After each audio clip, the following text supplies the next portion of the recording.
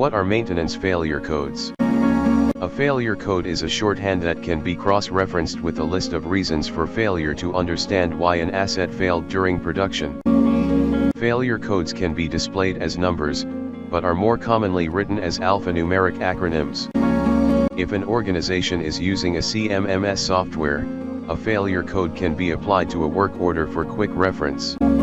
While there are some common equipment failure codes, each organization typically ends up having its own CMMS failure codes list, depending on which equipment they have and the industry they operate in.